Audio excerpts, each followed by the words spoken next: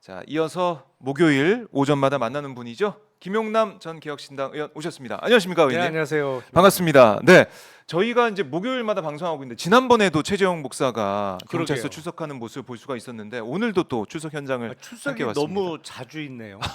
아니 그러니까 여기저기 고발이 돼 있나 봐요. 고발이 되어 예. 있다 보니까 그런데 이거 어떻게 봐야 됩니까? 실무적으로는 예. 저게 이른바 주거침 네, 내지는 스토킹, 건조물 뭐, 침입이라는 거잖아요. 네. 제가 보기엔 저건 소환 조사의 필요성이 없어요. 아, 그래요? 왜냐면 고발 내용을 보면 네, 이게 아닌 게 너무 명백하거든. 사전에 약속 잡았고 그렇죠. 어, 카톡으로 오라고 막- 오케이 해서 간 거잖아요. 그게 건조물 침입 내지는 주거 침입이 될 수가 없죠. 물론 그거는 코바나 콘텐츠 사무실이었으니까 정확하게 얘기하면 이제 주거는 아니고 건조물 침입이어야 될 텐데 네. 이게 아닌 게 너무 명백하단 말이죠. 아. 그러면 실무적으로 통상 어떻게 하냐면 아주 쉽게 말씀드리면 네. 이렇게 고발 내용이 택도 없어. 그러면 그냥 각하하면 됩니다. 이거 걷어 차는 거지. 그렇죠. 뭐 이거 뭐 볼 필요도 없어 그냥. 그렇죠. 예, 이렇게 하는 건데. 저걸 뭐 고발인 조사, 피고발인 조사 뭐 이렇게 음, 인력을 낭비할 필요가 없어요. 왜냐면 안 되거든. 그 안 되는 게 너무 명백해. 고발 내용으로 보더라도. 그러면 저렇게 소환 조사를 안 하는 거예요, 원래. 조사할 필요도 없다. 네. 그러니까- 각하하면 되는 거예요. 조사한 다음에 경찰에서 이걸 또 만약에 검찰로 보낸다. 네. 그 검찰에서도 딱 보고 이거 뭐야 이렇게 할 수밖에 없는 건데. 근데 요새 예. 특징이 예. 결론을 안 내요. 저 아마 들고 있을 거야. 아, 계속 경찰이? 예. 경찰도 들고 있고 네. 경찰에서 만약에 검찰로 송치를 한다고 하면 그게 죄가 된다. 이른바 기소 의견일 때 경찰에서 그렇죠. 예. 검찰로 넘기는 넘기는 거죠. 거잖아요. 예. 요새는 이제 이게 안 된다고 할 때는 경찰에서 종결을 하는 거고 네. 아하. 불송치 결정이라고 하는데 그렇죠. 이제 경찰에서 저거를 불송치 결정할 수 있을까? 뭐 아마 검찰로 떠넘길 것 같은데 그러면 검찰이라도 탁 봐서 아니, 된다 안 된다 결론을 내야 되는데 그럼요. 요새 거의 모든 사건 특히 정치적으로 민감한 사건은 결론을 아예 안 내요. 그냥 들고만 있어 마냥. 네. 이 매우 잘못된 거예요. 그거는. 이게 뭐 유효기간 이런 게 없는 건가요? 사건이 넘어오면 계속 들고 있어도 되는 거예요? 그러니까 공소시효를 공소시효가 도과시키면 안 되죠. 예. 그건 정말 큰일인데 공소시효는 보통 아무리 짧아도 5년, 7년, 10년은 됩니다. 그러니까 그 아주 장기간이죠. 그러다 보니까 그냥 마냥 들고 있고 사실은 도이치모터스 주가 조작 사건 같은 경우에는 네. 그 전에 일어난 사건이라 남아 있는 공소시효가 지금 얼마 안 돼요. 다만 그게 법률적으로 공범에 대한 재판이 진행되고 있으면 공소시효가 네. 정지됩니다. 더 이상 진행을 안 하고 정지돼요. 근데 예. 공범에 대한 재판이 끝나는 순간 다시 공소시효가 진행되기 시작하거든요. 제가 알기로는 남아 있는 공소시효가 몇 달 안 돼요. 그러니까 지금 9월 12일 날 공범들에 대한 항소심 선고가 있다는 거잖아요. 그렇습니다. 그러니까 항소심 선고 결과에 대해서 네. 양쪽 검찰이나 피고인 어느 한쪽이 대법원에 상고하지 않으면 확정이 되거든요. 그러면 그때부터 공소시효가 진행되는 거예요. 그럼 정말 급한 거예요. 몇 달 안 남았어요, 지금. 그렇네요. 그러니까 아마 그거를 예. 공소시효를 도과시키려고 저러는 거 아닌가라는 생각도 들어요. 이제 이 검찰에 계셨으니까 여러 가지 상황까지 다 이제 머리에 그려놓고 계신 건데 그렇게 되면 국민들이 그렇게 알고 싶어하는 진상 규명이 안 되고 그냥 이렇게 묻히는 거잖아요. 그렇죠. 국민들이 가만히 안 있을 것 같은데. 그러니까 예, 검찰이 그거는 정말 분노 게이지가 그럼요. 한 단계가 그냥 완전히 달라질 것 같은데 네. 그런 거 워낙 신경 안 쓰니까 모르겠어요. 이게 상식적으로는 예, 상식적으로는 상식적으로. 그러면 안 되거든요. 근데 문제는 뭐냐면 네. 기술적으로 어떤 방법이 있냐면 이거 완전 꼼수긴 한데 예. 공소시효가 진행되기 시작했어요. 그러면 예를 들어서 뭐 한 두세 달밖에 안 남았어요. 그러면 시간을 조금 더 끌다가 네. 사건을 검찰이 갖고 있는 상태에서 공소시효를 도과시키면 이건 정말로 전적으로 검찰의 책임이고 예. 정권의 책임이잖아요. 공소시효가 예를 들어서 한 달쯤 남았어. 그리고 무혐의 결정을 해버리는 거야. 네. 그러면 무혐의 결정에 대해서는 뭐 검찰에 항고나 아니면 법원에 재정 신청 같은 거를 할 수가 있죠. 네. 근데 그게 통상 서류 접수되고 배당되고 하는데 한두 달은 그냥 훌쩍 시간이 가요. 그런 상태에서 공소시효가 도과가 돼. 예. 그러면 이거 일단 검찰에서는 이른바 결론은 냈잖아요. 근데 그 잘못된 결론에 대해서 미처 다툴 만한 시간적 여유가 없이 예. 법률적으로는 공소시효 도과로 더 이상 다툴 수 없는 상태가 될 수도 있거든요. 그래서 그런 걸 또 염두에 두고 작전을 짜고 있는 거 아닌가라는 예. 생각도 들어요. 그러니까 이른바 이제 꼼수 말씀하셨지만 그렇죠. 하지만 법 기술이 들어가는 네. 그런 상황이 올 수도 있다. 이건 걱정이네요. 근데 이원석 총장은 계속해서 얘기하고 있는 게 뭐 이제 뭐 법과 뭐 원칙에 따라 증거에 따라서 말로만 그래요. 조사한다고 하는데. 그것도 검찰총장 혼자만 말로만 그래요. 아니 밑에서 움직이질 않는데요. 그럼 총장이 그렇게 얘기했으면 처음에는 5월 말까지 결론을 내겠다고 했던가. 네, 그 네, 명품 그랬던 백 것 같아요. 사건에 대해서. 명품백은 이원석 특히. 총장도 또 도이치모터스 주가 조작 사건에 대해서 아예 언급을 안 하잖아요. 아. 네. 그런데 오히려 이제 명품백이 이 주가 조작 의혹 사건을 덮고 있는 그 형국이기도 하고 명품백이 불거져 있는데 그거조차도 지금 어떻게 수사가 제대로 있느냐 여기에 대한 비판이 계속 있지 않습니까?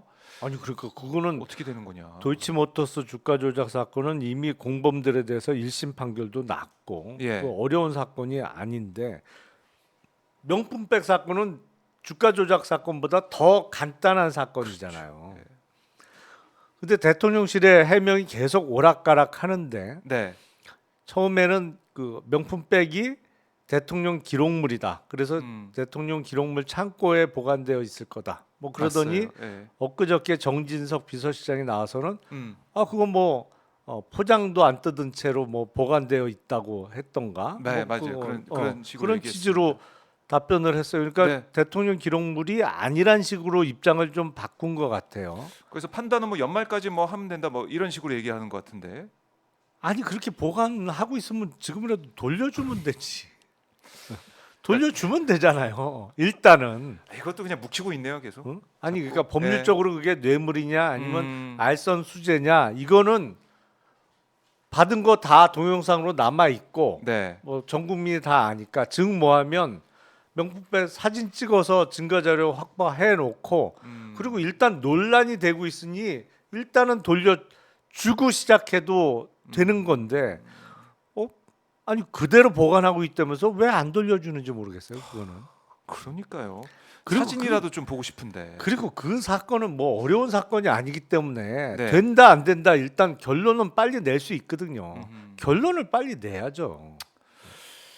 이것도 글쎄요. 결론이 빨리 안 나올 것 같고. 그러니까 이게 정권의 핵심부, 그러니까 살아있는 권력을 수사, 특히 윤 대통령 이제 부부에 대한 수사 아니면은 의혹 이런 것들은 명쾌하게 밝혀지거나 빨리빨리 진행이 안 돼요. 제일 나쁜 거죠. 아, 그러니까 억지를 부려서라도 네. 뭐 죄가 안 된다고 하면 그 다음부터 또 또 절차가 다른 절차, 있잖아요. 예. 다퉈볼 수 있잖아요. 법원에 재정 신청을 해서 법원에서도 정말 이게 수사 필요성이 없는 거냐 한번 법원의 판단도 받아볼 수가 있고 근데 제일 나쁜 건 결론을 안 내고 그냥 갖고만 있으면서 시간 보내는 거예요. 근데 지금 많은 사건들이 그래요. 그리고 수사가 진행되는 사건도 네. 수사를 너무 오래 해요.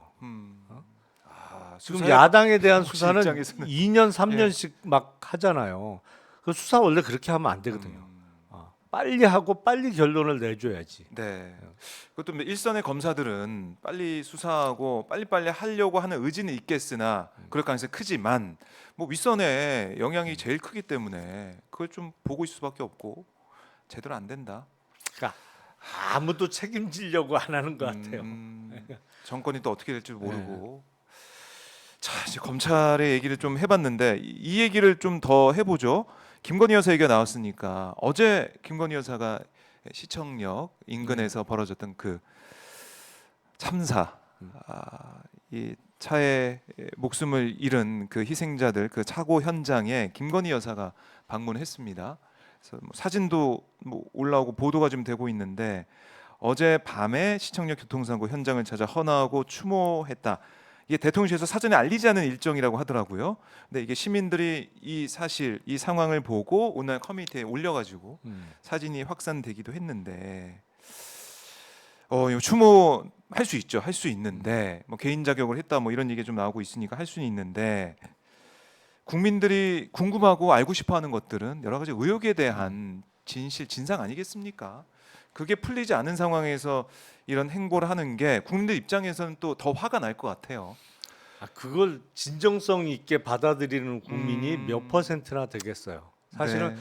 김건희 여사는 뭘 하더라도 음. 이게 옳게 안 보이는 수준이 된 거죠 이미. 예. 왜냐면 본인이 지금 받고 있는 이른바 범죄 혐의가 여러 개 있잖아요. 네. 그리고 구체적으로 수사까지는 진행되지 않았습니다만 해명해야 될 부분이 너무 많단 말이죠. 예를 네. 들어서 양평 고속도로 노선 변경과 관련해서도 저게 어떻게 영부인이나 그 가족들이 관여가 전혀 없었다면, 거기에 영부인 일가의 땅이 없었다면 저게 가능해? 뭐 이런 의문들은 예.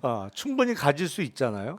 그러니까 그런 거부터 깔끔하게 해명을 하거나 아니면 뭐 그거에 대해서 어떤 책임질 부분에 대해서는 책임을 지고 나서 네. 저런 뭐 추모하는 활동 아니면 자선 활동 이런 걸 해야 네. 그나마 그냥 그 액면 그대로 뭐 영부인의 다가오지. 행보다, 예.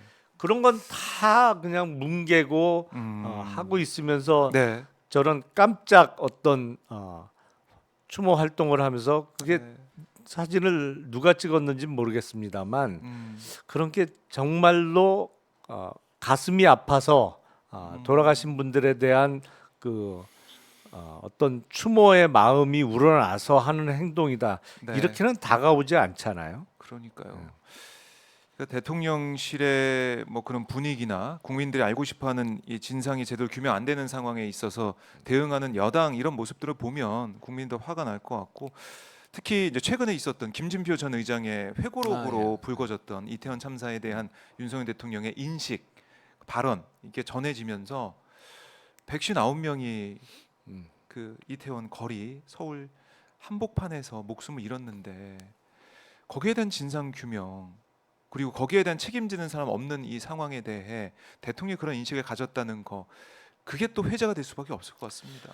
일단 대통령실에서는 뭐 왜곡됐다 네. 이렇게 부인을 했습니다만 적극적으로 반박은 또 못 하고 있어요. 그러니까 이동훈 홍보수석이 국회 운영에 나와서는 뭐 그런 말 하시지 않았다, 뭐 이런 취지로 또 얘기를 하더라고요. 아니, 정말 그런 얘기를 안 했는데 네. 김진표 전 의장이 회고록에 없는 내용을 썼다면 허위사실 적시에 의한 출판물에 의한 명예훼손, 허위사실 적시 출판물에 의한 명예훼손으로 바로 고발을 법적인 했겠죠. 예. 그 성격에. 음. 근데 못 하잖아요. 그리고 어떤 사람의 됨됨이라는 측면에서 볼 때 네. 김진표 전 의장에 대해서 호불호가 분명히 갈릴 수도 있고 민주당의 적극 지지층에서는 안 좋아하는 분들도 많이 계십니다만 네. 그런 일로 거짓말할 사람은 아니라는 건 적어도 개런티할 수 있어요. 예. 없는 얘기를 더군다나 본인의 회고록에 쓸 분은 전혀 아니라는 거는 뭐 김진표 전 의장을 아시는 분들은 다 네. 개런티할 수 있는 부분이죠. 근데 이렇게 보면 그 시청역 부근에서 일어났던 교통사고가 주는 다른 교통사고와 다른 충격이라는 게, 거기가 특히 서울 시내에서 직장 생활을 하건 네. 아니면 이런 분들은 많이 다니던 곳이기 그렇습니다. 때문에 더 충격이 컸던 거잖아요. 네. 이태원 참사가 주는 충격도 마찬가지죠. 사실 누구나 다 뭐 할로윈을 맞이해서 갈 수도 있는 거고, 이태원에 식당을 찾아서 갈 수도 있는 거고, 누구나 가던 곳이란 말이죠. 뭐 갈 수 있었던 곳이고. 예. 그런데 그런 곳에서 그런 끔찍한 참사가 일어났다는 게 더 큰 충격을 줬던 거 아닙니까? 근데 문제는 그 회고록에 나온 대통령의 발언 내지는 대통령의 인식이란 말이죠. 네. 근데 또 하나 그런 회고록의 내용에 신뢰성을 부여할 수 있는 게, 그 대통령의 발언으로 적혀 있는 부분이 대부분 뭐 극단적인 일부 유튜브 방송에서 했던 내용과 비슷하잖아요. 네. 근데 대통령이 그러면 유튜브 방송을 안 보느냐? 보는지 안 보는지 우리가 직접 확인을 할 수는 없습니다만 그걸 간접적으로 확인할 수 있는 게 대통령의 인사권의 내용이란 말이죠. 대통령이 직접 임명한 주요 자리에 네. 사실은 그런 종류의 유튜브 활동을 하던 분이 많이 갔잖아요, 이미. 네. 초반에 장관 되신 많이 분도 가서. 있고 뭐 연수원장 네. 되신 분도 지금도 있고 있고. 예. 아주 큰 공기업 사장 된 분들도 있고 많아요. 너무나도. 그런 간접적인 증거가 너무너무 많단 말이죠.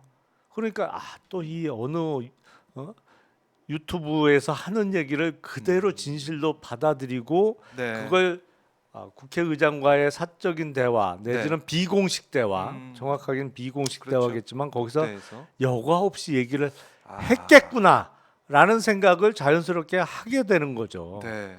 그러니까 그 부분에 있어서는 김진표 전 의장에 대한 신뢰성이 매우 커요. 대통령실의 부인에도 불구하고. 네. 그리고 윤석열 대통령께서 이게 말씀을 가리지 않잖아요. 그러니까 이 독대 자리에서도 김진표 전 의장이 5분 얘기하고 대통령이 40분 얘기했다. 이렇게 좀 뭐 알려지고 발언의 시간도 그렇습니다만 발언의 내용도, 내용도? 심지어 공식적인 회의석상에서도 거리낌이 없어요. 아주 좋게 표현하면. 조금 직설적으로 예. 표현하면 할 말 못할 말 구분을 못하는 거죠. 어젠가 회의에서도 나왔잖아요. 어제 그러니까 자영업자 지원 네. 대책이라든지 뭐 세제 개편과 관련한 얘기하면서 회의석상에서도 예. 이른바 25만 원. 예. 지원금 25만 원 언급을 하면서 왜 25만 원씩만 주냐? 100억씩 주지. 아니 이거는 그냥 저작거리에서 네. 막걸리 한 잔 먹으면서 네. 어떤 분이 얘기할 수도 있을 거예요. 우스개로 할 수 있는 그 그런 말도 안 되는 얘기지. 그러니까 지금 비아냥이 예. 섞이는 그 발언이죠, 사실은. 25만 원씩 하는 것도 애초에 주장대로 전 국민 재난 지원 지원금 네, 민생회복 지원금. 민생회복 뭐 이렇게 얘기하는데. 지원금이면 13조 원의 예. 재원이 필요한데 이걸 어떻게 마련할 거냐 이런 부분이었고 그게 지금 100%가 아니고 네. 하위 맞아요. 몇 퍼센트로 좀 제한하자 그러면 금액은 줄어들 수밖에 없는데 네. 그런 지적은 이런 수긍할 수 있는 측면도 있죠. 그러니까 지금 세수 부족도 심한데 네. 재원 이거 하려면 또 추경을 해야 되는데 궁극적으로 빚을 내 돈을 어디서 만들 네. 거냐? 당연히 그 부분도 검토를 해야 되는 거예요. 네. 근데 그거에 25만 원 지원금에 대해서 반대할 수는 있으나 그걸 공식적인 회의석상에서 다른 사람도 아니고 대통령이란 분이 예. 왜 25만 원씩만 줘? 그냥 100억씩 준다고 하지. 이거는 이건 농담도 아니고 예. 그야말로 막말인 거죠. 막말. 막말이다. 그러니까 집권해서 만 2년이 지났으면 이제 할 말 못할 말 네. 구분할 시기는 충분히 됐잖아요.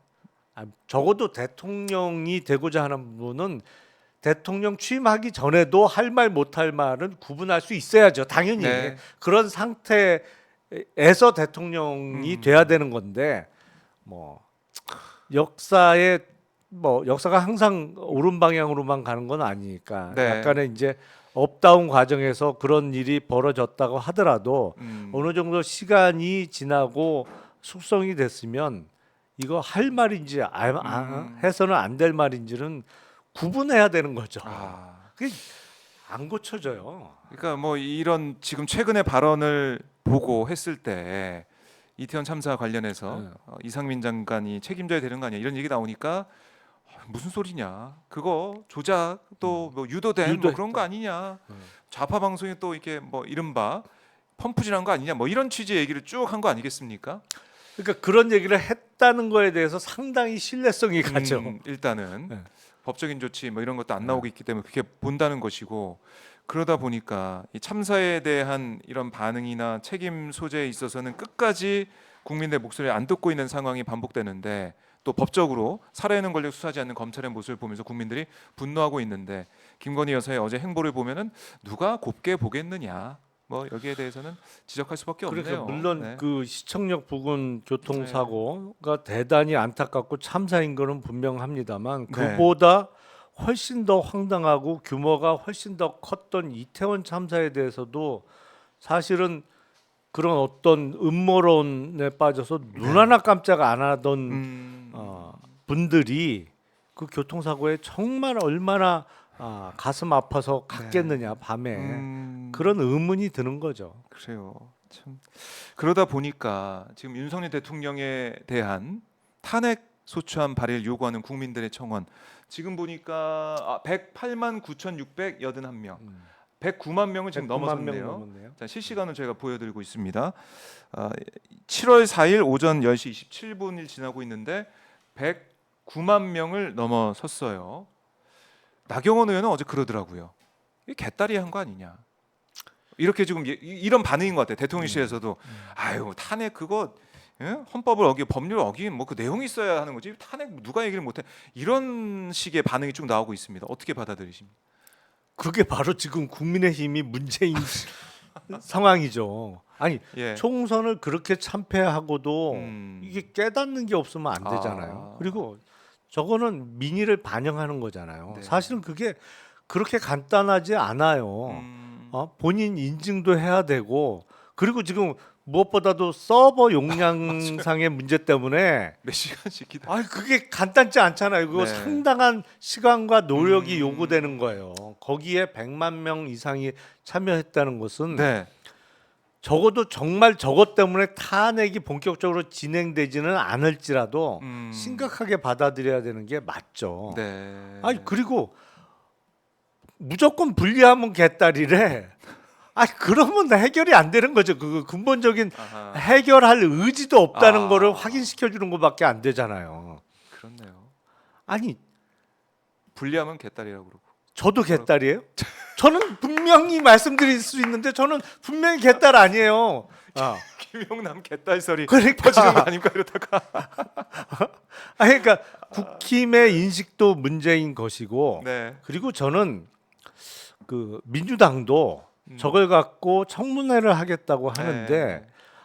그게 방법론적으로는 저는 음. 찬성하지 않습니다. 다른 방법으로 저런 된다. 국민적 분노를 예. 계속 담아내면서 네. 압력이 계속 높아지는 상황으로 만들어야지 청문회에서 몇몇 의원들이나 뭐 네. 위원장이 개인기를 발휘한다든지 아니면 적극 지지층에 대한 응원을 이끌어내고자 네. 뭐 깜짝 행동 같은 걸 하면 정말 중요하고 엄중한 절차까지 이르는 데 과정에서 약간 네.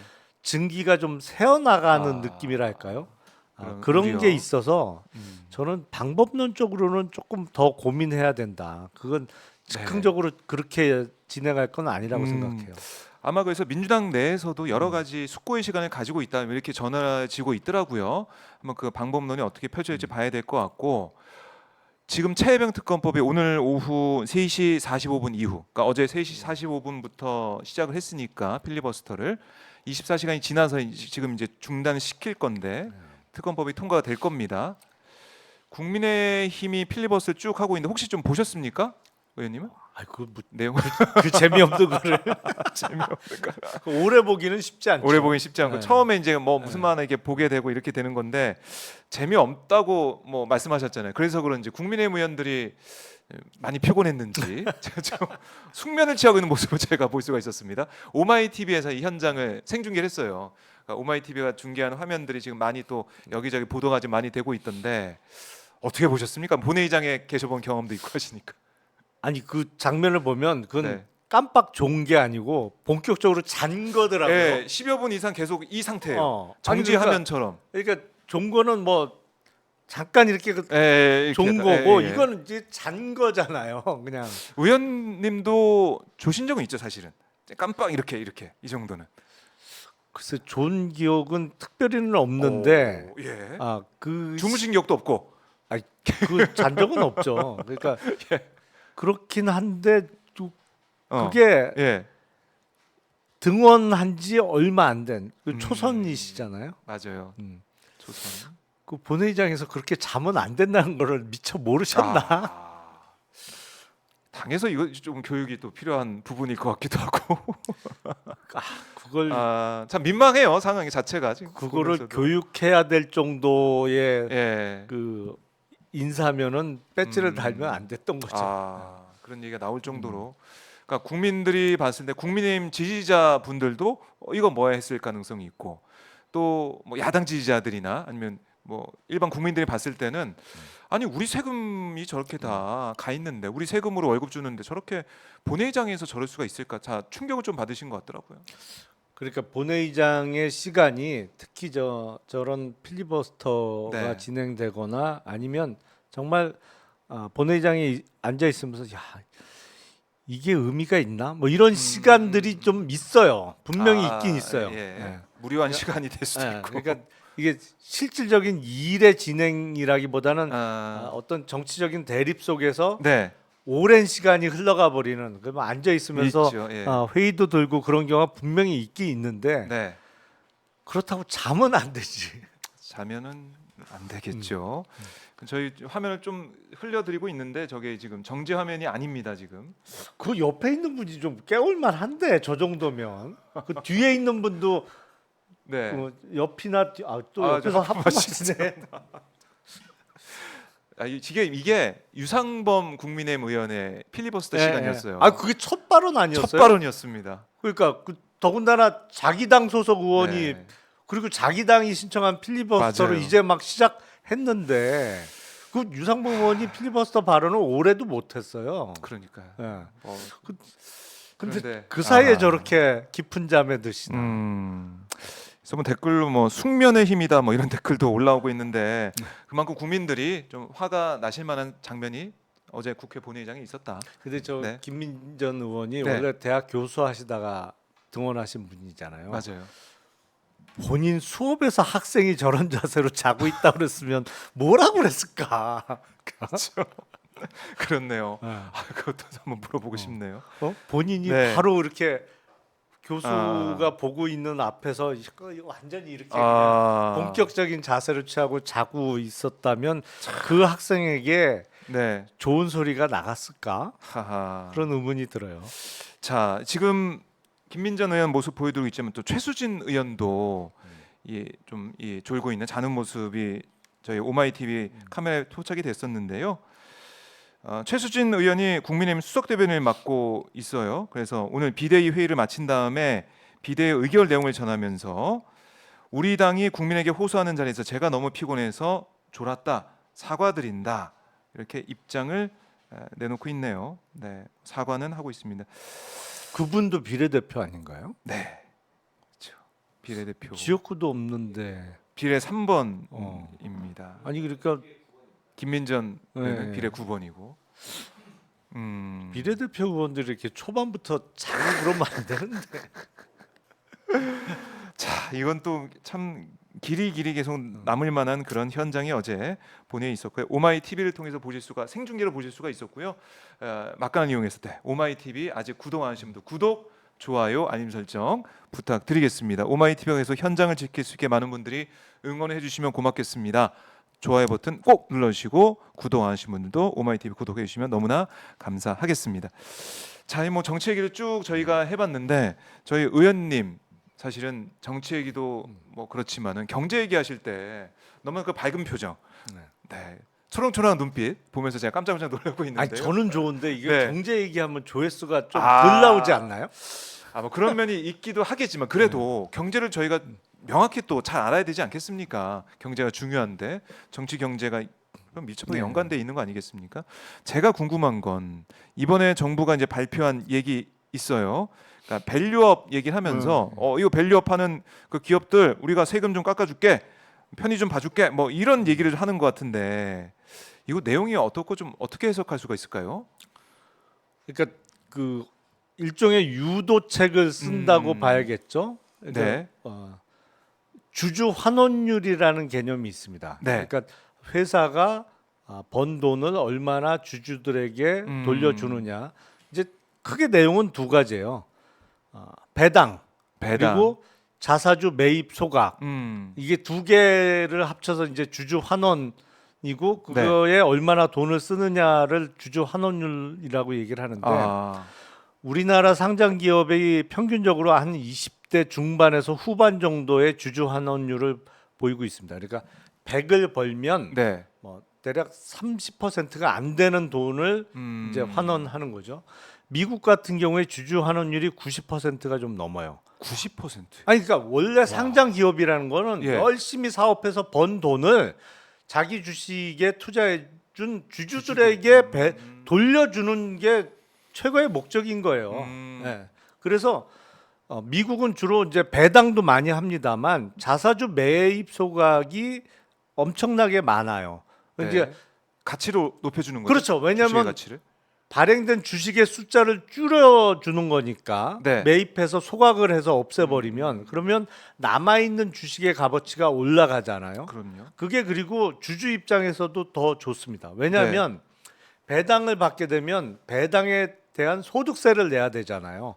배당받은 주주 개인들이. 네. 근데 자사주 매입 소각을 해주면 주주는 어쨌든 그 소득세를 더 부담하는 부분은 없거든요. 아, 배당 받으면 세금 내야 되는데 그렇죠. 그걸 안 내도 된다. 안 내도 그러면서 된다. 주가는 올라가니까 올라가고. 주주 입장에서도 더 효율적인 방법인 게 맞죠. 네. 근데 우리나라의 주주 환원율이 낮다 보니까 음. 그래서 주가가 낮은 원인 중에 하나인 것도 맞아요. 그러니까 그거를 소위 밸류업을 통해서 한국의 전반적인 주가를 올려주기 위해서 네. 기업들에게 배당을 유도하는 세제 지원책을 쓰겠다는 게 어제 발표한 내용 중에 일부죠. 그래서 네. 원래 배당은 법인세를 납부한 이후에 남은 돈으로 배당을 하는 거죠. 그러니까 배당했다고 그거를 법인의 비용으로 인정해 주진 않으니까. 그렇군요. 그런데 예. 그러니까 그래서 상장 기업 지배주주들이 배당을 아까워하는 거예요. 법인세 법인세 내고 낸 나서 다음에 남은 돈인데 이익에서. 이게 사실 단 세금도 낸 알토란 같은 내 돈이라고 그 매우 잘못된 생각인데 그렇게들 생각을 하니까 주주들의 회사인데. 어. 그렇죠. 근데 이게 세금까지 낸 돈인데 이거를 또 배당을 해줄래니까 아까워하는 측면이 분명히 있거든요. 그래서 배당을 하면 네. 그거에 대해서 아. 법인세를 아하. 깎아주겠다. 그러니까 좀 더 자세히 말씀드리면 최근 3년치의 배당 평균보다 앞으로 배당을 더 하면 그 더 배당한 부분에 대해서 네. 법인세를 5% 이내 범위에서 네. 깎아주겠다. 이른바 세액 공제를 해주겠다. 라는 세금 내용이에요. 깎아줄게. 예. 세금 깎아줄 테니까 밸류업해서 배당 더해라. 배당 더해서 우리 국민들이 주식 투자해서 또 한국 기업에 투자 많이 해서 또 과실도 가져갈 수 있게 좀 해줘. 예. 이런 당근이네요. 당근을 그렇죠. 준 거는. 당근책이죠. 예. 당근책이고. 예. 근데 앞으로 좀 더 후속적인 발표가 나와야 될 것 같은데 네. 그러면서 어제 한 얘기가 배당에 대한 소득세도 줄여주겠다고 했거든요. 지금은 어떻게 되어 있냐면 네. 배당은 이자와 같이 취급됩니다. 그러니까 우리가 왜 은행에다가 정기예금 내면 네. 정기예금을 들면 이자를 주잖아요. 네. 그럼 이자 소득세를 내죠. 맞습니다. 예. 예. 그러니까 배당도 어, 이자 받듯이. 그렇죠. 어. 지방소득세까지 해서 15.4%를 냅니다. 우리가. 네. 배당도 마찬가지예요. 근데 2천만 원을 넘으면 이게는 종합소득세하고 같이 묶이죠. 그래서 최고세율로 가면 네.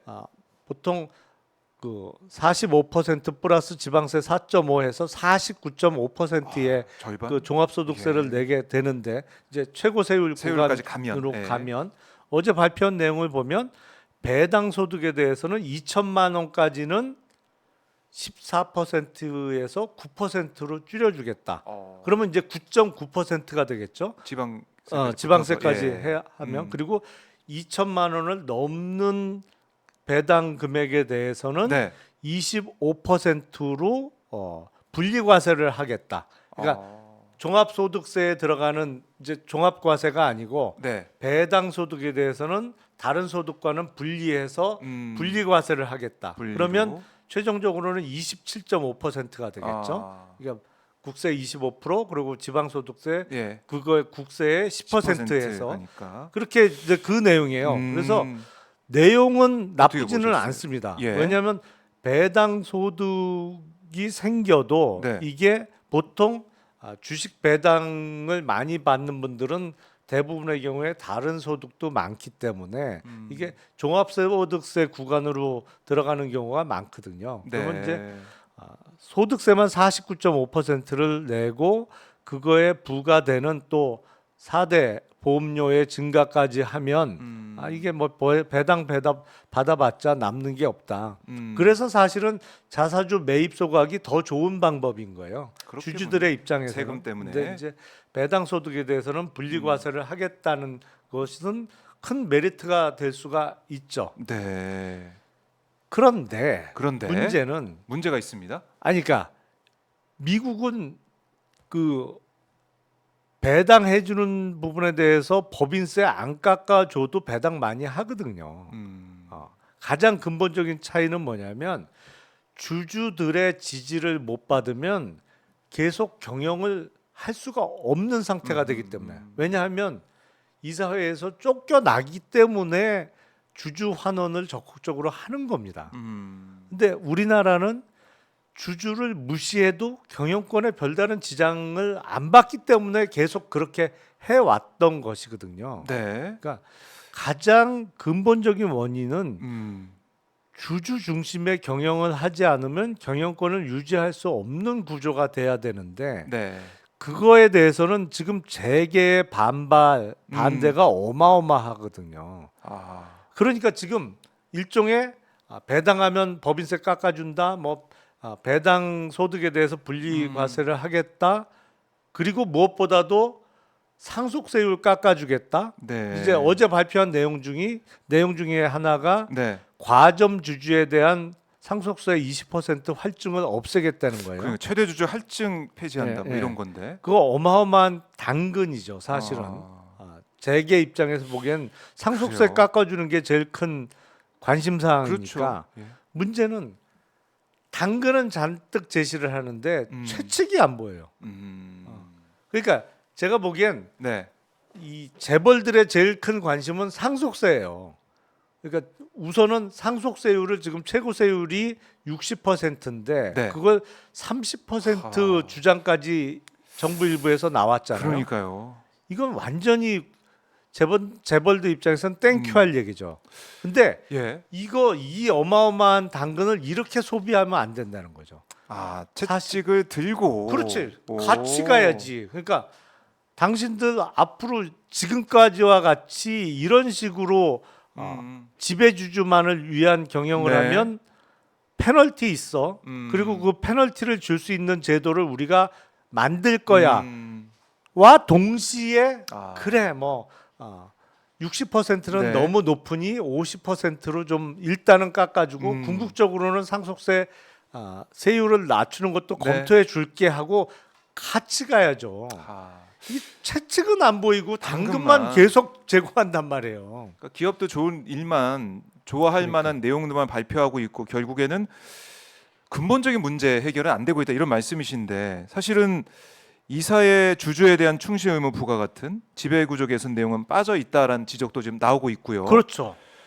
그리고 이런 얘기도 나오고 있습니다. 상속세가 과다해서 대기업들이 주가를 낮게 유지하는 원인이 되니까 할증 제도를 없애서 최대 주주가 주가를 높이고 싶은 마음이 들도록 하겠다. 뭐 이런 얘기를 뭐 정부 쪽에서 하고 있는 것 그건 같은데. 정말 말도 안 되는 멍청한 얘기입니다. 멍청한 얘기입니까 이런 거는? 아니 예를 들어서 예, 예. 지금 최고세율이 60%인데 할증을 없애서 50%로 깎아줘요. 그러면 세금이 줄었으니까 우리 회사 주가를 높여야겠네. 그래도 여전히 상속세율은 50%예요. 그게 말이 안 되잖아요, 기본적으로. 네. 그러니까 상속세율을 깎아준다고 재벌들이 우리 회사 주가 높이겠다는 반응이 나올 거라고 기대하는 건 정말 세상에 멍청한 발상이에요. 네. 그런 일은 절대 일어나지 않아요. 그러니까 다만 예. 이게 주주를 중심으로 하는 경영을 하지 않으면 내가 경영권을 빼앗길 수도 있겠다. 아니면 법적으로 손해배상 책임을 어마어마하게 물어서 네. 상속세 걱정하기 전에 내 재산이 날아갈 수도 있겠다라는 상황이 와야 아, 주주 중심의 경영이 이루어지는 거지. 예. 상속세율 깎아주면 주가 올린다? 그건 말도 안 되는 발상이에요, 정말. 아, 그렇네요.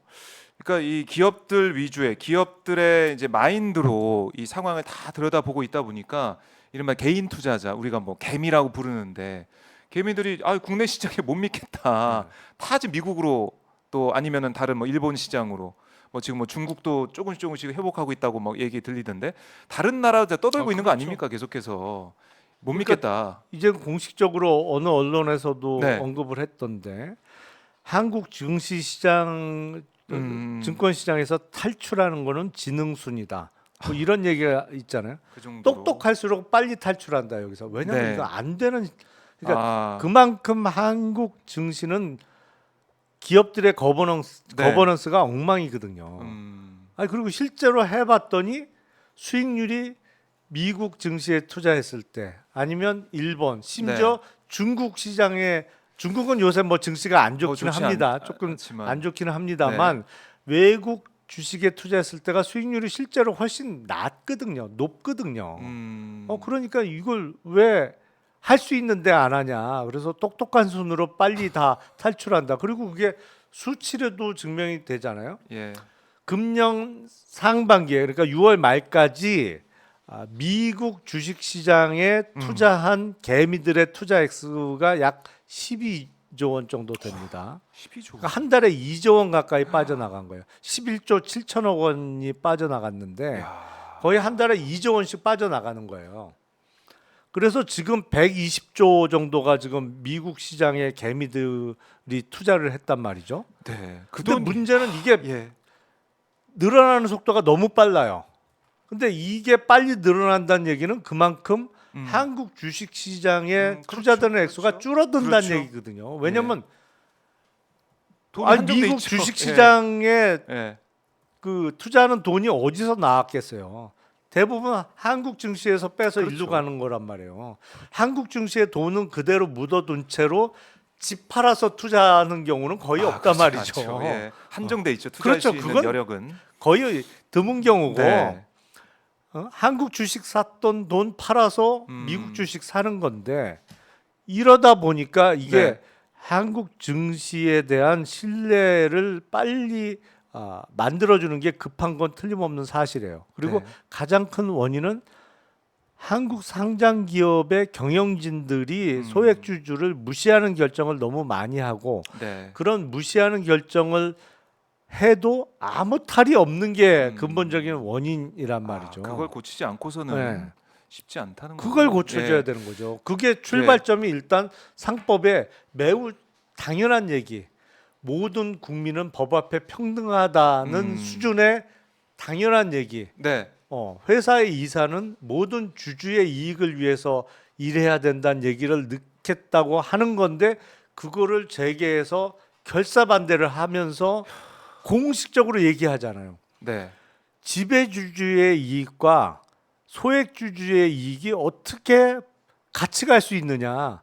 이거는 항상 충돌하기 마련이고 네. 그럴 경우에는 지배주주의 이익을 위해서 경영권을 보호하는 쪽으로 결정을 해야 된다라는 네. 것을 맨 정신에 그것도 유명 대학의 교수님들이 공식적인 자리에서 얘기를 하고 있어요 지금. 그런 거 아닙니까? 그러니까 나라가 살아야 국민이 산다 이런 것처럼 기업이 또 경영권이 제대로 보호가 돼야 회사가 잘 되고 우리나라 기업으로서 활동하고 그래야 주주도 좋은 거 아닙니까? 이런 논리인 것 같은데. 아니 그러니까 그런 논리하고도 틀린 거죠. 왜냐면 그 경영권이 예. 소액주주에게 그러니까 지배주주를 제외한 다른 주주에게 손해가 되는 방향으로 결정할 때도 그 경영권을 보호해 줘야 되느냐라는 지극히 상식적인 질문에 대해서 맞아. 그럼에도 불구하고 지금 경영권이 보호되는 게 맞아라는 얘기를 공식적으로 하고 있는 상황이거든요. 그 말도 안 되는 얘기인데 그걸 공식적으로 얘기를 해요. 그러면 사실은 그 진짜 주식회사가 아니고 주주들이 이제 뭐 필요 없는가? 주주들을 정말 홀대하는 거 아니겠습니까? 그럴 거면 예. 개인 사업자로 해야죠. 사업을 개인 사업자로 아니면 네. 적어도 비상장 법인으로 해야 되는 거죠.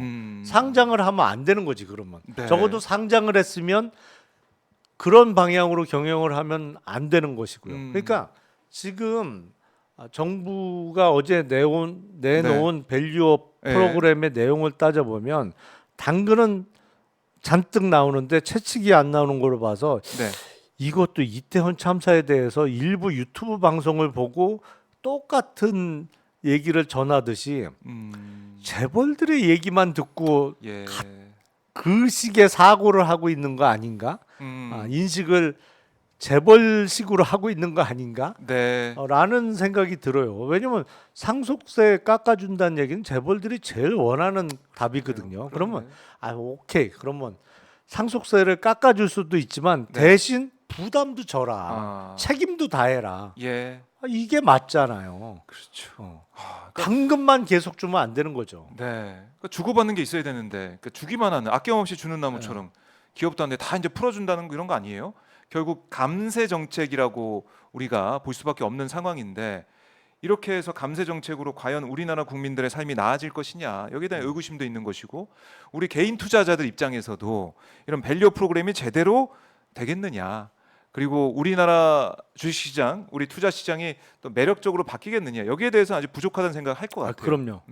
왜냐하면 배당에 대해서 세금을 적게 내게 된다면 물론 그것만 놓고 보면 주식 투자자 입장에서는 좋은 일이죠. 네. 근데 근본적으로 배당은 조금 늘었는데 주가가 떨어져서 이게 손해가 그렇죠. 더 커. 그럼 무슨 의미가 있어요? 의미가 없잖아요. 그러니까 주가가 안 떨어질 만한 주주 보호 대책이 있어야 되는 것이죠. 그거는 가장 선도적으로는 그래서 네. 모든 주주의 이익을 위해서 일해야 된다. 그 얘기는 뭐냐면 모든 주주의 이익이 아닌 네. 지배주주만의 이익을 위해서 일했을 때는 니네 책임지우겠다. 네.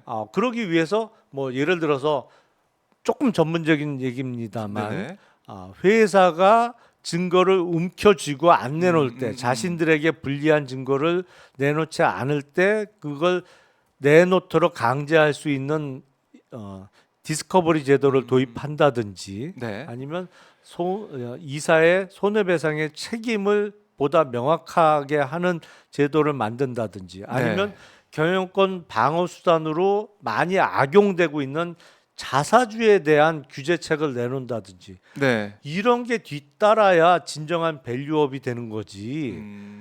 당근만 잔뜩 그것도 회장들이 좋아하는 당근책만 잔뜩 제시하면 네. 배당에 대한 주주들의 세금 깎아준다고 주가 떨어지면 무슨 소용이 있냐고요. 그건 근본적인 해결책은 아니거든요. 그러게요. 어제 정부의 이제 발표에 대해서 우리가 하나하나 짚어보고 따져봤더니 너무 부족하다. 근본적인 해결책이 안 나온다. 이렇게 말씀하신 거고 그러다 보니까 지금 환율이 또 원달러 환율을 보면은 지금 보니까 1,381원 이렇게 좀 돼 있던데 이게 높게 유지되는 것도 어떻게 보면 우리 개인 투자자들이 원화를 달러로 바꿔가지고 미국 투자하고 이런 것도 조금 영향은 주고 있겠네요. 아니, 그러니까 작년 예. 연말까지만 해도 예. 반도체의 국제적인 그 업황이 안 좋아서 반도체 수출이 안 돼서 많이 준 것도 사실이니까요. 네. 그래서 이제 수출이 안 되니까 들어오는 달러가 적어서 고환율이다. 네. 뭐 그렇게 설명을 했어요. 근데 아하. 올 상반기에는 반도체 경기가 많이 나아졌잖아요. 네. 그리고 지금 무역 수지 흑자가 꽤 많이 난단 말이죠. 그러면 이건 설명이 안 돼. 수출 잘 되고 흑자 많이 보는데 왜 환율이 계속 1,400원 가까이에서 움직이느냐? 문제는 무역 수지는 흑자인데 자본 수지가 적자가 많이 나는 거예요. 그러니까 우리 예를 자본이. 들어 빠져나가는 돈이 많은 거지. 아니 삼성이나 현대차가 벌어들인 달러가 국내에 들어와. 네. 물론 뭐 거기서 그게 얼마나 트리클 다운이 되는지도 대단히 의문입니다만 어쨌든 국내 기업이 벌어들인 달러를 네. 원화로 바꿀 거 아니에요. 아하. 그럼 뭐 하냐고. 예. 개인들이 야 한국 주식은 희망 없어. 그래서 원화를 다시 달러로 바꿔서 미국 주식에 투자하는 게 매달 2조 원씩인데 그것도 미국 시장만 볼 때 네. 지금 일본이나 다른 국외 시장에 투자되는 걸 다 합치면 그보다 더 많은 돈이에요. 그렇겠죠. 그렇겠죠. 그 반도체 자동차 팔아서 번 달러가 아. 주식으로 빠져나가고 있는데 환율이 내려가나요? 안 내려가죠.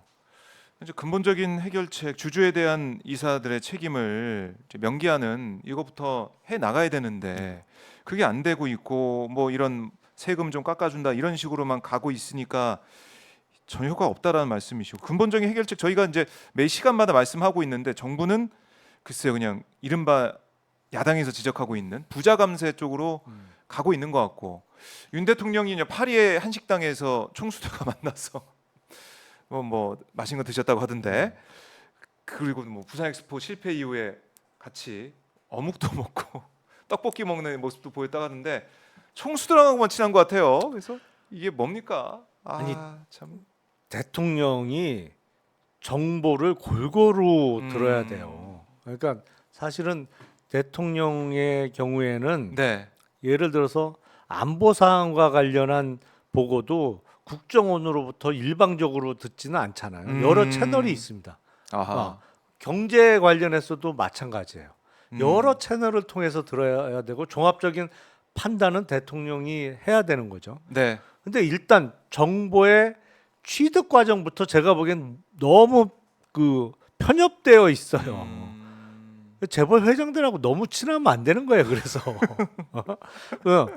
그러니까 재벌 개혁을 요구하는 적어도 재벌 기업들의 거버넌스의 개선을 요구하는 얘기도 많이 들어야 돼요. 네. 그러니까 지금 자영업자 뭐 대책으로 내놓는 게 뭐 이 좀 대출을 더 뭐 연장해주고 뭐 이런 정말 힘든 자영업자들 지원하겠다, 뭐 핀셋 지원 이런 얘기를 하고 있는데 과연 자영업자들의 얘기 정말 이 가슴에서 우러나온 얘기를 듣고 정책을 내는 것인지 여기에 대한 지적 비판할 수밖에 없을 것 같아요. 근데 어제 발표한 내용도 제가 보기엔 자영업자 지원책보다는 네. 상속세 감면이나 이런 재벌 기업에 대한 당근책이 더 그걸 큰 것 위한 같아요. 포션이 더 큰 것 같아요. 그게 주고 네. 자영업자 지원책이 약간 곁다리인 느낌이에요. 네. 자, 경제 얘기까지 저희가 짚어봤는데요. 김용남 의원님하고 이게 정치와 경제를 네. 한 번에 다 잡을 수가 있으니까 오늘 목요일 오전마다 너무 유익하게 저희가 함께하는 것 같습니다. 의원님 오늘 말씀 잘 들었고요. 다음 주에도 어김없이 뵙겠습니다. 예, 고맙습니다. 고맙습니다.